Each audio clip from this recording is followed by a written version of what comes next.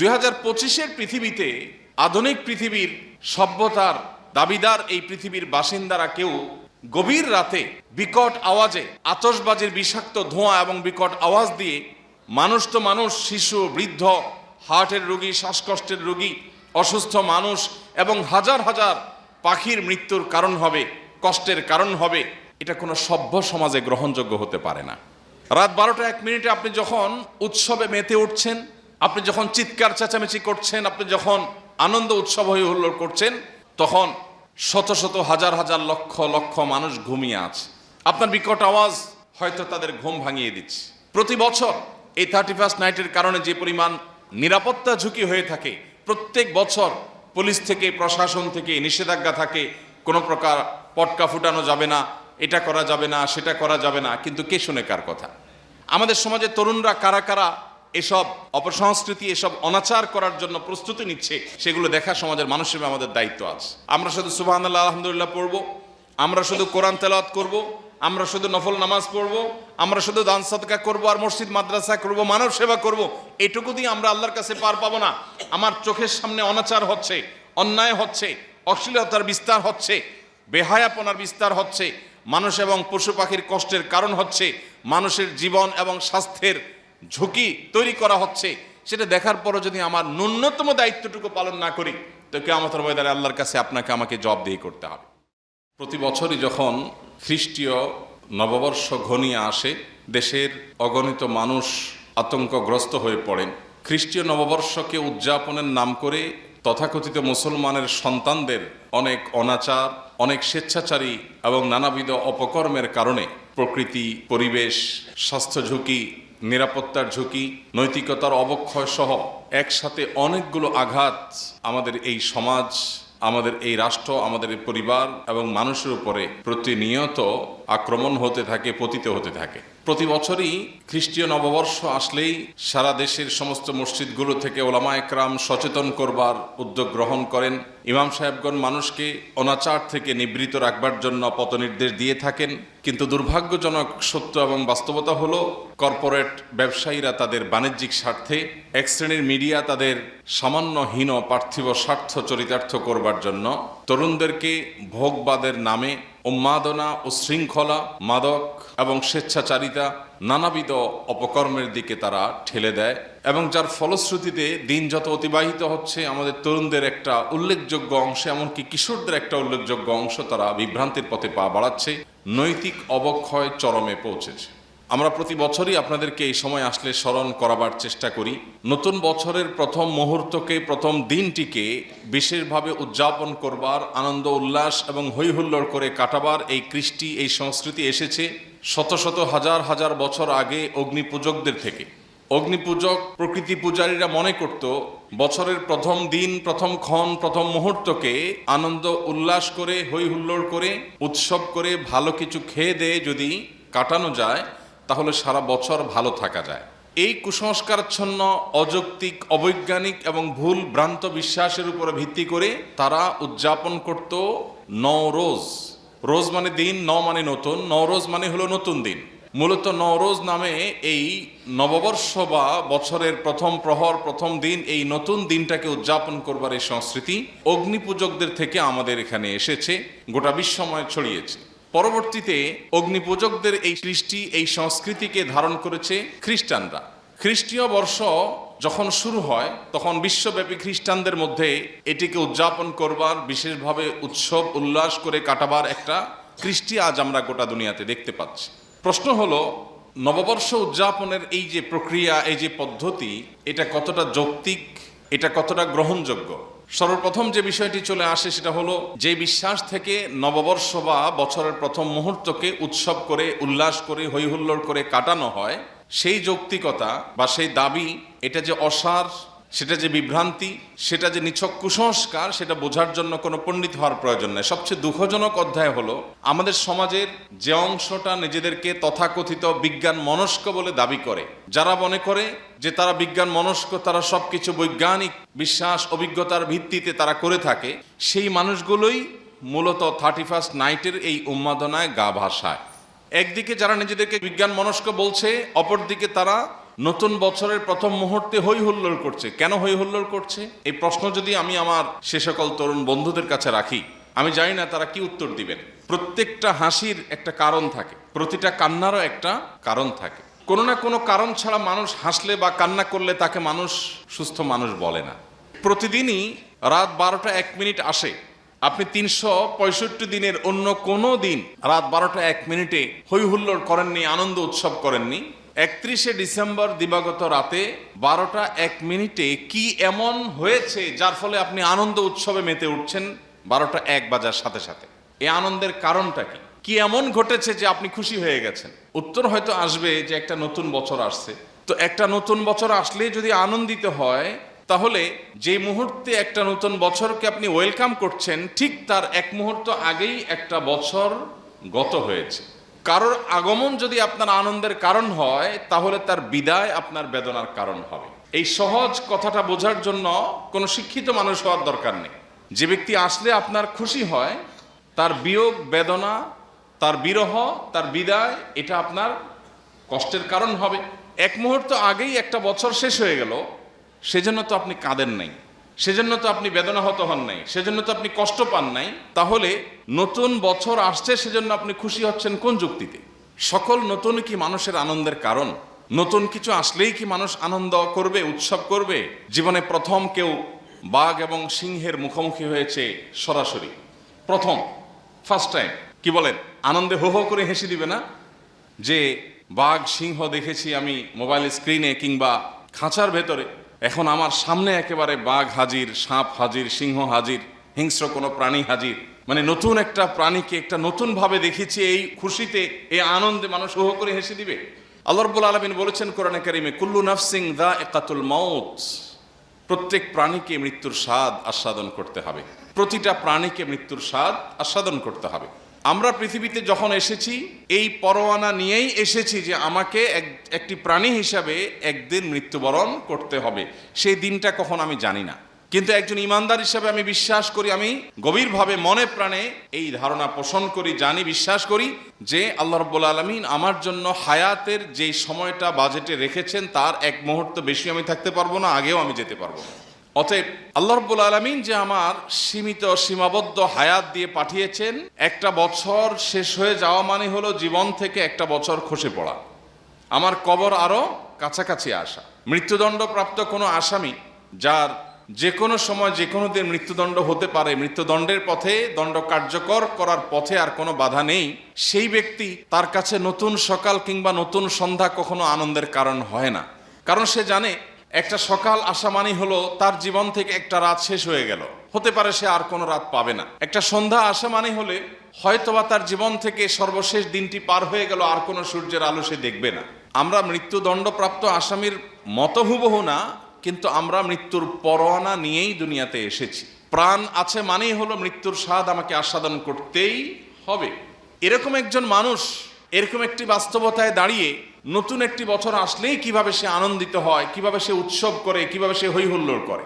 সম্মানিত ভাইরা, আমাদের বিবেকগুলোকে যদি আমরা একটু খরচ করার চেষ্টা করি, আমরা যারা নিজেদেরকে লজিক এবং যুক্তির অনুসারী এবং বিজ্ঞান মনস্ক বলে দাবি করি, আমরা যদি নিজেদেরকে প্রশ্ন করি যে 31st নাইটে 31শে ডিসেম্বর রাত 12টা 1 মিনিটে কি এমন হয়েছে যে আমি উৎসব করছি, সত্যি বলতে এই উৎসবের পেছনে যৌক্তিক কোনো কারণ খুঁজে পাওয়া যাবে না।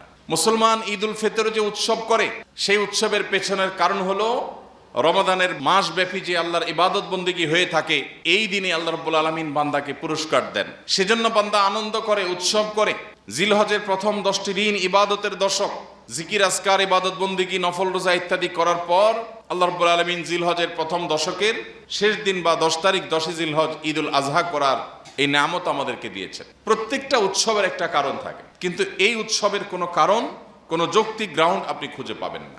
উপরন্তু এই উৎসবের পেছনে যে সমস্ত অনাচার আছে, সেই সমস্ত অনাচারের কারণে এটাকে সামাজিকভাবে বন্ধ করবার, থামাবার উদ্যোগ গ্রহণ করা আমাদের প্রত্যেকটা মানুষের কর্তব্য। প্রতি বছর 31st নাইটকে কেন্দ্র করে যে সমস্ত অনাচার হয়, সেগুলো আমরা নানাভাবে জানার চেষ্টা করি, জানার সুযোগ তৈরি হয়। এর পেছনে যে সমস্ত অনাচারগুলো আছে, এর মধ্যে একটা বড় অনাচারের বিষয় হলো এর পেছনে স্বাস্থ্য ঝুঁকি আছে। অনেক অসুস্থ মানুষকে মৃত্যুর দিকে ঠেলে দেওয়া হয় এই অপসংস্কৃতির কারণে।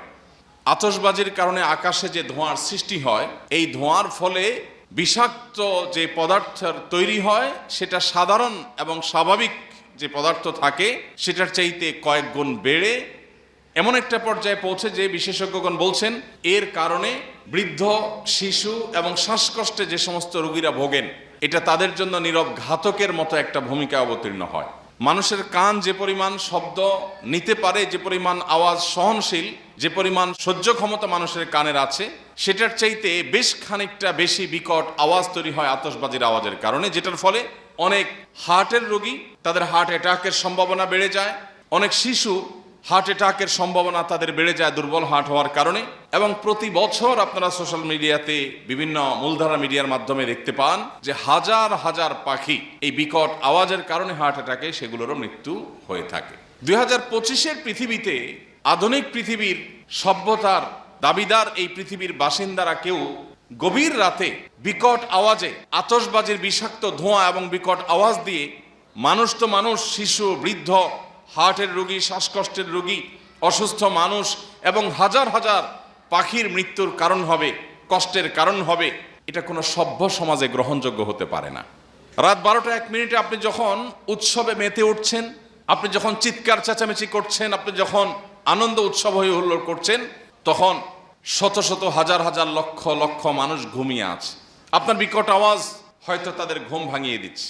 প্রতি বছর এই 31st নাইটের কারণে যে পরিমাণ নিরাপত্তা ঝুঁকি হয়ে থাকে, প্রত্যেক বছর পুলিশ থেকে, প্রশাসন থেকে নিষেধাজ্ঞা থাকে, কোনো প্রকার পটকা ফুটানো যাবে না, এটা করা যাবে না, সেটা করা যাবে না, কিন্তু কে শুনে কার কথা?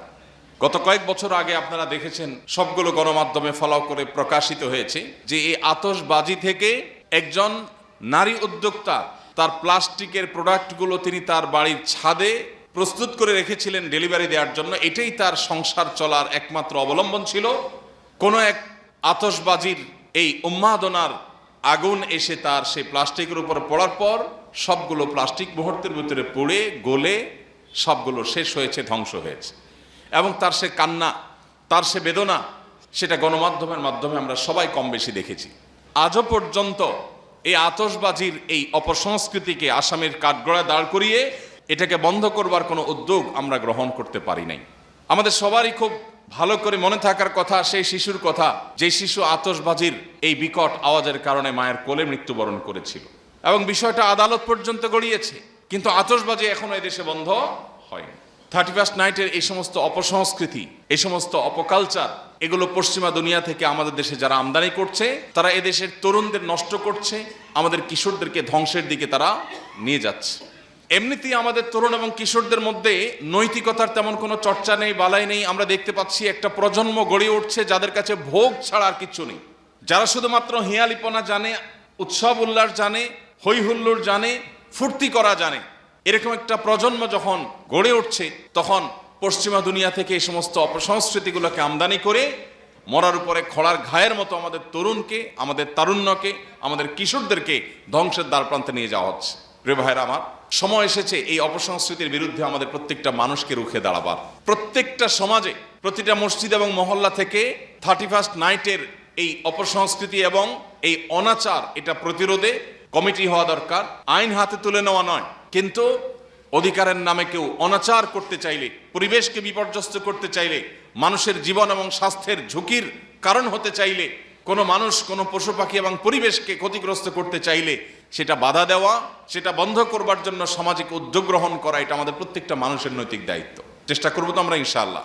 যে সমস্ত বাবা মা নিজেদের তরুণ এবং কিশোর সন্তানদেরকে 31st নাইটের এই উন্মাদনা করতে সহযোগিতা করেন, অনেক বাবা মা আছেন নিজে হয়তো নামাজ কালামও পড়েন, অথচ তার সন্তান বিপদগামী হচ্ছে, অপসংস্কৃতির দিকে পা বাড়াচ্ছে, কিন্তু তিনি দেখেও না দেখার ভান করছেন, বুঝেও না বুঝার ভান করছেন, বরং অনেক ক্ষেত্রে সন্তানকে টাকা দিয়ে তার এই অপকর্ম করতে সাহায্য করছেন। মনে রাখবেন, প্রত্যেকটা আতশবাজি বহু প্রাণীর বদদোয়া, বহু প্রাণীর ক্ষতি, বহু মানুষের ক্ষতি, অনেকের কষ্টের কারণ।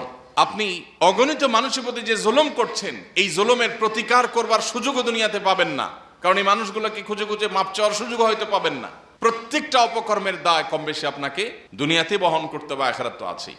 প্রিয় ভাইরা আমার, বিশেষ করে ঢাকা শহরের মতো এমন একটি শহর, যে শহর বায়ু দূষণের ক্ষেত্রে পৃথিবীর টপ 3-4টি শহরের মধ্যে সব সময় থাকে, এরকম একটা শহরের মধ্যে যদি একটি রাতে শত শত হাজার হাজার আতশবাজি দিয়ে আকাশকে ধোঁয়াশাচ্ছন্ন করা হয়, পরিবেশকে ধ্বংস করা হয়, তাহলে সেটা কোনো অবস্থাতে আমাদের কাছে গ্রহণযোগ্য হওয়ার কথা নয়। যেই ঢাকা শহরের উপর দিয়ে পরিপূর্ণরূপে বৈদ্যুতিক তারের জাল বিছানো আছে, আমরা যেদিকে তাকাই আমাদের মাথার উপরে বৈদ্যুতিক তারের বিশাল জাল নেটওয়ার্ক গোটা ঢাকা শহর জুড়ে আছে। চিটাগাং শহর, বড় বড় শহরগুলো সবগুলো বৈদ্যুতিক তারের জালের নিচে। এইরকম একটা শহরে আতশবাজির আগুন যখন উপরে ছোঁড়া হয়, সেখান থেকে দুর্ঘটনায় শত শত হাজার হাজার মানুষও যদি মারা যাওয়ার মতো ঘটনা ঘটে, তবে সেটা অবাক হওয়ার মতো কোনো বিষয় থাকবে না। এই সব কিছু জেনে বুঝে আমরা যেন দেখেও না দেখার ভান করছি। আমরা গেল সপ্তাহে বলেছি, একজন মুসলমান তিনি সৎ কাজের আদেশ এবং অসৎ কাজে বাধা প্রদান করতে হবে। শুধু ব্যক্তিগত নেকামল দিয়ে কেউ আল্লাহর কাছে প্রিয় পাত্র বা মুত্তাকি বা ভালো মুসলমান হতে পারবে না। ভালো মুসলমান হওয়ার জন্য আমাকে অন্যায়ের বিরুদ্ধে কথা বলতে হবে, অন্যায়ের বিরুদ্ধে অবস্থান নিতে হবে। আমি জানি এটা অন্যায়, কিন্তু আমি মুখ খুলছি না, আমার নিজেকে নিয়ে আমি ব্যস্ত আছি। এটা স্বার্থপর মানুষের কাজ, এটা কোনো মুসলমানের কাজ হতে পারে না। আমরা প্রত্যেক মুসলমান যদি আজ অসৎ কাজে বাধা প্রদান করবার এই কাজটাকে সঠিকভাবে আঞ্জাম দিতাম, তাহলে সমাজে এই সমস্ত অনাচার ঘটতো না। আপনি গান শুনবেন, আনন্দ উৎসব করবেন, ফুর্তি করবেন, এটা একান্ত আপনার ব্যক্তিগত বিষয়। কিন্তু আপনার আনন্দ উৎসব আমার বেদনার কারণ হতে পারে না, আপনার ফুর্তি আমার কষ্টের কারণ হতে পারে না। এটা কোনো সমাজে গ্রহণযোগ্য না, কোনো যুক্তিতে এটা কেউ করতে পারে না। কিন্তু সমাজের উচ্ছৃঙ্খল তরুণরা এই 31st নাইট উদযাপন করবার জন্য যে সমস্ত আয়োজন করে, অনেক ভবনের ছাদে এই সমস্ত অনাচার যখন হয়, আমরা অনেকে দেখেও না দেখার ভান করে থাকি। বাড়ি মালিকদের কর্তব্য ভবনের ছাদগুলো সব তালা মেরে রাখা, অভিভাবকদের কর্তব্য সন্তানদের দেখে শুনে রাখা, তাদেরকে বোঝানো, কাউন্সিলিং করা যে এ কেমন উৎসব, যে উৎসব বহু পাখির মৃত্যুর কারণ হবে। প্রতি বছর আপনারা দেখেন বিভিন্ন স্থাপনা, বিল্ডিং এ, বিভিন্ন জায়গায়, বিশেষ করে পরিত্যক্ত ভবনে, বিভিন্ন ব্রিজ কালভার্টের নিচে, বিভিন্ন জায়গায় অসংখ্য পাখিরা ছুটোছুটি করতে থাকে, হুড়োহুড়ি করতে থাকে। কারণ বিকট আওয়াজ এটা তাদের হার্ট অ্যাটাকের কারণ হয়, তাদের কষ্টের কারণ হয়, এবং মৃত্যুর মুখে বহু পাখি ঝরে পড়ে। তো একজন অভিভাবক হিসাবে আমাদের সন্তানদের প্রতি আমাদের দায়িত্ব আছে। আমাদের সমাজের তরুণরা কারা কারা এসব অপসংস্কৃতি, এসব অনাচার করার জন্য প্রস্তুতি নিচ্ছে, সেগুলো দেখা সমাজের মানুষ হিসেবে আমাদের দায়িত্ব আছে। আমরা শুধু সুবহানাল্লাহ আলহামদুলিল্লাহ পড়বো, আমরা শুধু কোরআন তেলাওয়াত করব, আমরা শুধু নফল নামাজ পড়ব, আমরা শুধু দান সদকা করব, আর মসজিদ মাদ্রাসা করব, মানব সেবা করব, এটুকু দিয়ে আমরা আল্লাহর কাছে পার পাবো না। আমার চোখের সামনে অনাচার হচ্ছে, অন্যায় হচ্ছে, অশ্লীলতার বিস্তার হচ্ছে, বেহায়াপনার বিস্তার হচ্ছে, মানুষ এবং পশু পাখির কষ্টের কারণ হচ্ছে, মানুষের জীবন এবং স্বাস্থ্যের ঝুঁকি তৈরি করা হচ্ছে, সেটা দেখার পরও যদি আমার ন্যূনতম দায়িত্বটুকু পালন না করি, তো কিয়ামতের ময়দানে আল্লাহর কাছে আপনাকে আমাকে জবাবদিহি করতে হবে। প্রিয় ভাইরা আমার, আমাদের প্রত্যেকটা মানুষকে সচেতন হতে হবে, অন্যদেরকে সজাগ করতে হবে, সচেতন করতে হবে। আল্লাহ আমাদের সবাইকে সেই তৌফিক দান করুন। প্রিয় ভাইরা আমার, এই 31st নাইটের এই অপসংস্কৃতি, একে তো এটার পেছনে অগ্নিপূজকদের কুসংস্কারাচ্ছন্ন বিশ্বাস আছে। কোন মুসলমান বা তথাকথিত বিজ্ঞান মনস্ক হওয়া দাবিদার কোনো মানুষও এই সংস্কৃতিকে তার গায়ে মাখাতে পারে না। দ্বিতীয়ত, এর পেছনে এত পার্থিব ক্ষতি আছে, এর পেছনে অনেক অনাচার আছে, সেগুলোর পাশাপাশি আমাদের চোখের সামনে দেখা স্পষ্ট যে ক্ষতিগুলো আছে, সেগুলোর হাত থেকে মানুষকে বাঁচাবার জন্য আমরা প্রত্যেকটা মানুষ এটার বিরুদ্ধে দাঁড়াবার কথা। প্রতি বছর 31st নাইট উপলক্ষে আমাদের দেশের দামি দামি হোটেল রেস্তোরাঁগুলোতে যে সমস্ত বড় বড় গানের এবং আমোদের আসর বসে, যে পরিমাণ মাদকের ছড়াছড়ি হয়, যে পরিমাণ অর্থের অপচয় হয়, তার সিকি ভাগও যদি ব্যয় করা হতো, তাহলে দেশে শীতে কম্পমান শত শত হাজার হাজার বনি আদমের শীত নিবারণের ব্যবস্থা হয়ে যেত। দুর্ভাগ্য আমাদের, আমরা টাকা আকাশে আগুনে পোড়াচ্ছি। আপনি আতশবাজি করছেন না, আপনি মূলত টাকা পোড়াচ্ছেন। অথচ আপনি যেই ছাদের উপর দাঁড়িয়ে আকাশে ছুঁড়ে টাকা পোড়াচ্ছেন, ঠিক তখনও যদি আপনি নিচের দিকে তাকান, হয়তো দেখতে পাবেন রাস্তার ধারে কোনো অসহায় শিশু মায়ের কোলে ঘুমেছিল। আতশবাজির আওয়াজে, আলোতে, বিকট শব্দে, ধোঁয়ায় সে নানাভাবে হয়তো তার ঘুম ভেঙে গেছে। সে তার মাকে জিজ্ঞাসা করছে, মা, আকাশে কি এটা? বহু মানুষ এই শীতের কষ্টে ভালো করে উপার্জন করবার সুযোগ পাচ্ছে না। আপনি কুড়িগ্রাম, পঞ্চগড় এবং যশোর, কুষ্টিয়া বর্ডার এলাকার অনেক জেলাগুলোতে গেলে দেখতে পাবেন যে অনেক দিনমজুর এই তীব্র শীতের কারণে কাজ করতে যেতে পারে না, কাজ পায় না বা কাজ করতে যেতে পারে না। খাদ্যের অভাবে তারা রীতিমতো দিনাতিপাত করতে হয়। সেই সমাজের বুকের উপর দাঁড়িয়ে আপনি আকাশে আগুনে টাকা পোড়াবেন, এই বিষয়টি আমাদের বিবেককে একটা বার যদি আমরা প্রশ্ন করি, এটা কোনো বিবেকবান মানুষ করতে পারেন কিনা। আনন্দ উৎসব তো ইসলামে নিষেধ না। মানুষ বেঁচে থাকার জন্য হাসি কান্না সবগুলোই মানুষের জীবনের অংশ, এগুলোর দরকার হয়। কিন্তু আপনার এমন একটা উৎসব যে উৎসবের পেছনে কোনো যৌক্তিক গ্রাউন্ড নেই, যে উৎসব বহু মানুষের কষ্টের কারণ হয়, আবার যে উৎসবে অর্থের অপচয় হয়, যে উৎসবে ভোগবাদের চর্চা হয়, যেটাতে নৈতিকতার এবং আদর্শের কবর রচনা হয়, যেটা ভিন জাতি এবং ভিন দেশিদের কালচারকে ওয়েলকাম করে নিজের দেশীয় কালচারকে নিভিয়ে দেওয়া হয়, সেই সংস্কৃতি কিভাবে একজন তরুণ, কিভাবে একজন বিবেকবান মানুষ, কিভাবে একজন সচেতন নাগরিক গ্রহণ করতে পারে? প্রিয় ভাইরা আমার, এই জন্য আমি আপনাদের প্রতি উদাত্ত আহ্বান রাখতে চাই, এই অনাচার রোধে প্রত্যেকটা পরিবার থেকে আমাদেরকে পদক্ষেপ নিতে হবে। আমাদের সন্তানদেরকে বোঝাতে হবে, তাদেরকে কাউন্সেলিং করতে হবে, তাদের বিবেকের কাছে প্রশ্ন তুলে দিতে হবে, ছড়িয়ে দিতে হবে। তুমি এই 31st নাইট উপলক্ষে আতশবাজির জন্য যে বাজেট আছে তোমার, আমোদ ফুর্তির জন্য যে বাজেট আছে তোমার, সে বাজেট দিয়ে সামান্য কিছু মোজা, কিছু কানটুপি, শীতের কাপড়, এগুলো নিয়ে রাস্তার ধারে শুয়ে থাকা অসহায় মানুষকে দাও। আল্লাহর শপথ করে বলতে পারি, তোমার আতশবাজি তোমাকে যদি একটু আনন্দ দেয়, তো এই গরিব অভাবী মানুষগুলোর গায়ে উষ্ণতা ছড়িয়ে দেওয়ার কারণে তুমি এর চাইতে বেশি আনন্দ পাবে। আমাদের বাবা মা, বেশিরভাগ বাবা মা, আমরা আমাদের সন্তানদের ব্যাপারে সেই দায়িত্বশীলতার পরিচয় দিতে পারিনি। আমাদের সন্তানদেরকে পবিত্র আনন্দ আমরা দেখাতে পারিনি। পবিত্র আনন্দের পথ যদি আমরা তাদেরকে দেখাতাম, তাহলে স্বেচ্ছাচারী এই সমস্ত অনাচারের মাধ্যমে তারা আনন্দ খোঁজার চেষ্টা করতো না। দুর্ভাগ্য আমাদের সমাজে তরুণদেরকে মানুষের সেবা করার, দেশের মানুষের জন্য কল্যাণ করবার, উত্তম উদাহরণ রাখবার সুযোগ দৃষ্টান্ত আমরা স্থাপন করতে পারিনি। বেশি দিন হয়নি আমরা শরীফ ওসমান হাদির মতো তরুণকে দাফন করেছি, যে তরুণ আমাদেরকে শিখিয়ে গেছে কিভাবে ভোগবাদকে জয় করে, কিভাবে ত্যাগ করে, কিভাবে নিজের সর্বশক্তি দিয়ে সমাজে ইনসাফ প্রতিষ্ঠার জন্য লড়ে যেতে হয়। অথচ এই সব কিছু দেখেও আমরা আবার গতানুগতিকতার পথে গা বাড়াই এবং পা বাড়াই। অতএব আল্লাহ রাব্বুল আলামিন আমাদের তারুণ্যকে বিজাতীয় সমস্ত অপসংস্কৃতি থেকে হেফাজত করুন, আমাদের সমাজকে এই সমস্ত অনাচার থেকে মুক্ত করুন, আমাদের পরিবারের সন্তানগুলোকে জান্নাতি চিন্তা করার এবং পবিত্র আনন্দ ধারণ করার তৌফিক দান করুন। এই সমস্ত অপবিত্র আনন্দ, যে আনন্দের পেছনে আছে বহু বেদনা, যে আনন্দ বহু মানুষের, বহু পশু পাখির, পরিবেশের কষ্টের বিপর্যয়ের কারণ হতে পারে, সেটা থেকে বের হয়ে আসার তৌফিক আল্লাহ আমাদের তারুণ্যকে দান করুন। আমরা যদি সমাজে কিছু মানুষ দাঁড়িয়ে যাই, উদ্যোগ নেই যে আমাদের সমাজে অনাচার আমরা হতে দেব না, তাহলে সেই সমাজটা অন্তত মুক্ত থাকতে পারে। চেষ্টা করা যায় না ইনশাআল্লাহ? আমি আমার জীবনে আমার ব্যক্তিগত ক্ষুদ্র সামর্থ্য দিয়ে আমি এই জাতীয় বহু অনাচার বন্ধের উদ্যোগ নিয়েছি।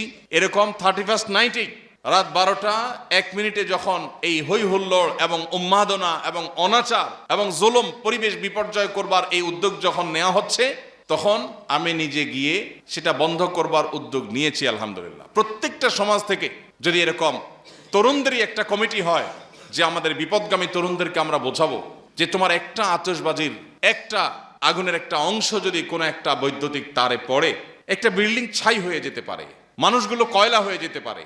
তুমি আগুন নিয়ে খেলা করছো। ফুর্তি করার তো একটা সীমা আছে, একটা রেখা আছে। আজ ভোগবাদ আমাদেরকে কুরে কুরে খাচ্ছে। নৈতিকতাকে আমরা কবর দিয়ে ফেলেছি, নৈতিকতার কবর রচনা হয়ে গেছে। আবারও আমাদের বিবেকগুলো জেগে উঠুক, আমাদের অন্তর্চক্ষু খুলে যাক, আমাদের দায়িত্বশীলতা, দায়িত্ব সচেতনতা বৃদ্ধি পাক, এবং আমাদের অনাচার, জুলুম, অবিচার এবং মানুষ এবং পরিবেশকে বিপর্যস্ত করবার মতো এই জাতীয় কালচার, এগুলো নিপাত যাক, এগুলো বন্ধ হোক। আল্লাহ তাআলা আমাদের সবাইকে সেই তৌফিক দান করুন। আস-সুন্নাহ ফাউন্ডেশন, উম্মার স্বার্থে, সুন্নাহর সাথে।